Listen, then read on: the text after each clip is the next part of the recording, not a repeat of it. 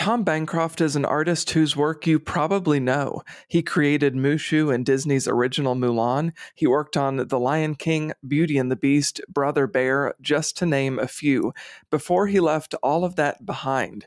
He says he saw the writing on the wall all the way back in the late 90s and early 2000s. Listen to what he had to say. And then, so went to Cal Arts, which is a school in California that teaches animation. It was one of the only ones at the time, and founded by Walt Disney himself. And so fast forward, got through that, got into an internship at Disney, both me and Tony, on Little Mermaid, right, in about 1988. I'm a little bit older than I look. And so from that internship was only 9 weeks, but we passed and they sent us off to Florida. And because they were staffing up the new Disney MGM studios, which is now Hollywood Studios, and it was going to be a tour of an animation facility, of a brand new one, first studio Disney had formed in, 80 years, something like that. And so we were blessed to be a part of that May 1st, 1989, and starting off on that new adventure.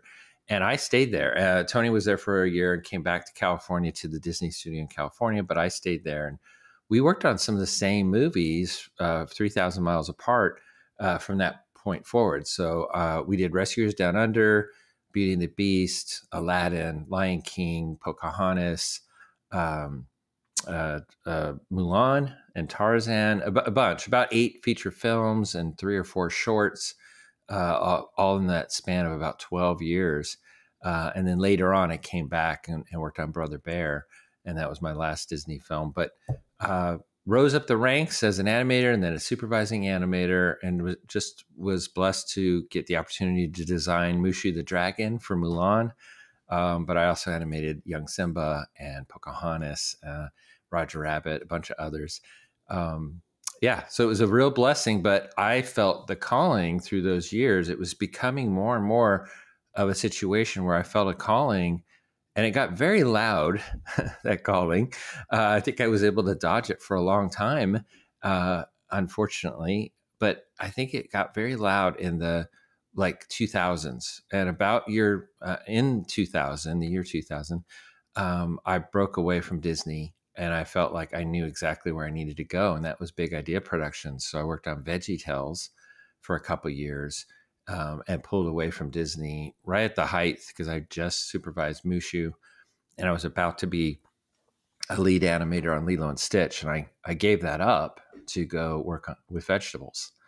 And so that began a new career on VeggieTales for a few years, and they ended up going bankrupt. But I started the Larry Boy 2D animated series there, and did that and directed those 4 or 5 videos. Worked on both feature films and a few other of the, like Esther, some of the other VeggieTales stuff. You probably remember when you were a little boy. And then, but the faith journey side of it, it really did happen toward the end of my years at Disney. It was why I left Disney, honestly.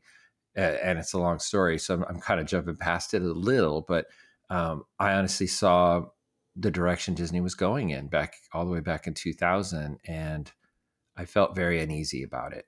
And so at that point, my faith was mature enough, I think, for me to go, okay, I don't need to stay here, even though this is my dream.